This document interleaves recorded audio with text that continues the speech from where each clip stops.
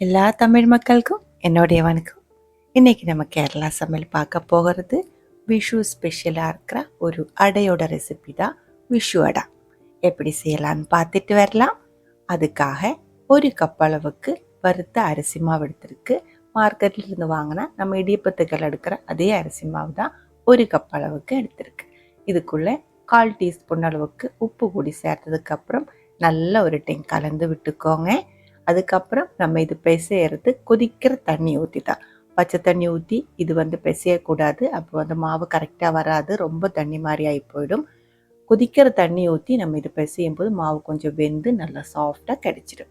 ஒரு கப்பளவு அரிசி மாவு பிசையறதுக்காக 1/4 கப்பிலிருந்து 1/3 கப்பு வரைக்கும் தண்ணி தேவைப்படும். முதல்ல ஒரு கப்பளவு தண்ணி ஊற்றி சூடோடையே ஒரு கரண்டியில் இதே மாதிரி நல்லா மிக்ஸ் பண்ணி விட்டதுக்கப்புறம் மெதுவாக கொஞ்சம் கொஞ்சமாக ஊற்றி எவ்வளோ தண்ணி வேணுமோ அதுக்கு தகுந்த மாதிரி இதே மாதிரி கொஞ்சம் ஒட்டுற மாதிரி மாவு பிசைஞ்சுக்கோங்க. அதுக்கப்புறம் அதே சூடாக இருக்கிற மாவுக்குள்ளே 1 டேபிள் ஸ்பூன் அளவுக்கு நெய் கூடி சேர்த்து மறுபடியும் கரண்டியிலே நல்லா ஒரு டைம் மிக்ஸ் பண்ணி எடுத்துக்கோங்க. கையிலே பிசையணுன்ட்டு இல்லை, நம்ம சூடோடே பிசையும் போது இந்த ஸ்பூன்லேயே பிசையும் போது அந்த மாவில் அந்த நெய் ஃபுல்லாக நல்லா அப்சர்வ் ஆகி கிடச்சிடும். கையிலே பிசையணும் அப்படின்னா கொஞ்சம் சூடாறினதுக்கு அப்புறம் நல்லா பிசைஞ்சு எடுத்துக்கோங்க. மாவு ரெடியாக இருக்குது.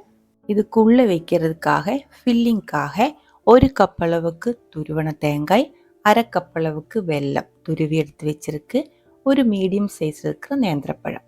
இது கூடவே கொஞ்சம் ஏலக்காய் பவுடர், கொஞ்சம் சீரக பவுடர், கொஞ்சமாக நெய் கூடி தேவைப்படுது. இனிப்பு உங்களுக்கு ரொம்ப அதிகமாக வேணும் அப்படின்னா 3/4 கப் அளவுக்கு வெல்லம் வரைக்கும் எடுத்துக்கலாம்.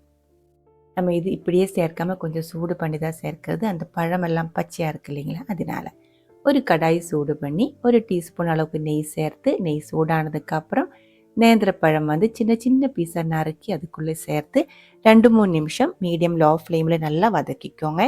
ரொம்ப வெந்து தண்ணி மாதிரி ஆகி போகாமல் கரெக்டான அளவுக்கு பாதி வெந்ததுக்கப்புறம் இதுக்குள்ளே தேங்காய், வெல்லம் ரெண்டுமே சேர்த்து லோ ஃப்ளேமில் நல்லா சூடு பண்ணி எடுத்துக்கலாம். வெல்லம் ஃபுல்லாக அதுக்குள்ளே மெல்ட் ஆகி மிக்ஸ் ஆகட்டும்.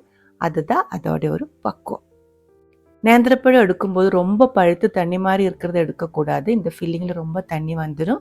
அதனால கரெக்டான அளவுக்கு பழுத்த நேந்திரப்பழமே எடுத்துக்கோங்க. நேந்திரப்பழம் தான் அடைக்கு நல்லா இருக்கும். வேறு எது பழம் சேர்த்தாலும் கரெக்டாக வராது. இதுக்குள்ளே 1/2 டீஸ்பூன் அளவுக்கு ஏலக்காய் பவுடர், 1/2 டீஸ்பூன் அளவுக்கு சீரகம் இடித்து கூடி சேர்த்து நல்லா ஒரு டைம் மிக்ஸ் பண்ணி இதுக்குள்ளே தண்ணி எல்லாம் வற்றி கொஞ்சம் ட்ரை ஆனதுக்கப்புறம் ஆற விட்டுக்கோங்க. ஆறினதுக்கப்புறம் மாவுக்குள்ளே ஃபில் பண்ணி மடிச்செடுத்து ஆவியில் வேக வச்சு எடுத்துக்கலாம். அடையோட ரெசிபி நம்ம நிறைய அப்லோட் பண்ணியிருக்கு, அதனால மறுபடியும் இது ரொம்ப எக்ஸ்பிளைன் பண்ணலை. வாழையில தான் எடுத்துருக்கு. அதுக்குள்ளே மாவு ரொம்ப நைஸாக இதே மாதிரி விரிச்சுக்கோங்க. ரொம்ப தின்னாக இருக்கணும், அப்போ தான் அடைக்கு நல்ல டேஸ்ட்டாக இருக்கும். மாவோட அளவு ரொம்ப அதிகமாகிடுச்சு அப்படின்னா அடை கட்டியாக போயிடும். அதனால முடிஞ்ச அளவுக்கு தின்னாக விரிச்சுக்கோங்க. அதுக்கப்புறம் நம்ம ரெடி பண்ணி எடுத்து வச்சிருக்கிற ஃபில்லிங் ஆறினதுக்கப்புறம் அடையில் அந்த மாவு விரிச்சதுல ஒரு சைடில் நீளமாக இதே மாதிரி வச்சுக்கோங்க. ஆவியில் நம்ம வேக வைக்கும்போது ஃபில்லிங்குள்ளே ஆவி ஏறக்கூடாது. அதனால இலை இதே மாதிரி மடிக்கும்போது மாவு எல்லா சைடும் நல்லா ஒட்டணும். ஃபில்லிங் வெளியே தெரியக்கூடாது. அதுக்கு தகுந்த மாதிரி நல்லா மடித்து எடுத்து வச்சுக்கோங்க. நம்ம எடுத்துருக்கிற மாவில் 6 அடை இதே மாதிரி விரிச்சு எடுத்து ரெடி பண்ணி வச்சுருக்கு. ஆவியில் மீடியம் லோ ஃப்ளேமில் 8 to 10 நிமிஷம் வேக வைக்கும்போது அடை நல்லா வெந்து கிடச்சிடும். நம்ம அடை வைக்கும்போது ரொம்ப அதிகமாக வைக்காமல் அதுக்குள்ளே ஆவி கரெக்டாக ஏறுறதுக்கு அதுக்கு தகுந்த மாதிரி வச்சுக்கோங்க. இல்லை இருந்தால் 5 நிமிஷத்துக்கு அப்புறம் ஓப்பன் பண்ணி அடை ஒரு டைம் திருப்பி போட்டு நம்ம இதை ஆவியில் வேக வச்சு எடுத்துக்கலாம். இது ஒரு விஷு ஸ்பெஷல் அடையாக இருக்குது, ஹெல்த்தியாக இருக்குது. கேரளாவில் எல்லா இடமும் செய்யுமான்னு கேட்டால் கிடையாது.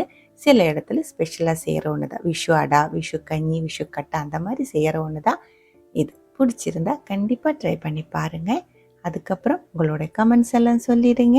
இந்த சமையல் பிடிக்கிற ஃப்ரெண்ட்ஸுக்கு மறக்காமல் ஷேர் பண்ணி விட்டுக்கோங்க. நீங்கள் இதுவரைக்கும் நம்ம சேனலுக்கு கொடுத்துட்ருக்கிற சப்போர்ட்டுக்கு ரொம்ப ரொம்ப நன்றி. உடனே பார்க்கலாம் இன்னொரு ரெசிபியோட. அது வரைக்கும் வணக்கம்.